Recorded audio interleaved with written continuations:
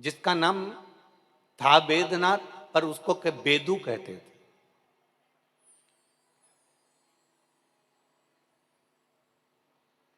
उसका नाम था वेदनाथ, पर उसको लोग बेदू कहते थे।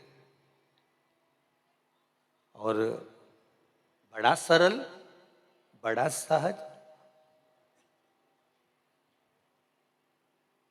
दुनिया का सबसे कठिन काम है, सबसे कठिन काम दुनिया का अगर कोई है तो सरल बनना कठिन है।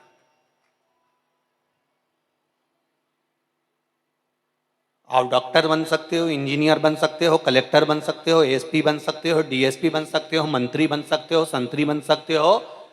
आप अच्छे अच्छे ऊंचे ऊंचे ओहदे पर जाकर बैठ सकते हो, बड़े से बड़ा मंत्री का पद प्राप्त कर सकते हो, बड़े से बड़े आप बहुत बड़ा मैनेजमेंट कर सकते हो, बहुत बड़े पद पर जाकर बैठ सकते हो। पर आप अगर उस पद पर बैठे हो और आपके जीवन में आप सरल नहीं हो, सहज नहीं हो, आपकी वाणी में मिठास नहीं है, आप में नम्रता नहीं है, आप में मिठास नहीं भरी है, तो आपका जीवन फिर बेकार है। आप डॉक्टर, कलेक्टर, एसपी, चाहे मंत्री, कलंत्री, तुम चाहो तो संतरी, जो बनना हो बन जाओ, पर सबसे मूल है इसके बनने में आपकी नम्रता, आपकी सरलता, आपकी सहजता।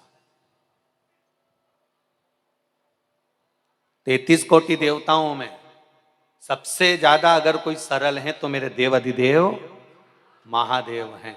एक लोटा जल चढ़ाओ, बड़े प्रेम से राजी हो जाते हैं। कोई उनके ऊपर चढ़कर सामान चुरा रहा है, राजी हो जाते हैं। कोई ने कंगन मांगा, उसको कंकण दे दिया। किसी रावण ने लंका मांगी, उसको लंका दे दी। किसी ने मांगा कि हाथ रखूं भस्म के भस्म, तो वो तो इतना सरल है, उसके पास में ये दिखावे का कोई क्रम ही नहीं है। इसलिए 33 कोटि देवी देवताओं भी अगर कुछ जीवन में जब उनके भी कहीं ऐसा लगता है, इंद्र को भी जब कभी अभिमान सामने प्रकट हो जाता है, चंद्र की अभिमत्ता सामने प्रकट हो जाती है, कहीं वरुण का अभिमान सामने आकर खड़ा हो जाता है, कहीं गरुण का अभिमान सामने आकर खड़ा हो जाता है, कहीं हनुमान का अभिमान सामने आकर खड़ा हो जाता है। जब किसी न किसी रूप में अभिमत्ता सामने आकर खड़ी हो जाती है, तब उस जगह पर मेरा देव अधिदेव महादेव उस अहंकार को तोड़ने के लिए सम्मुख में आकर खड़ा हो जाता।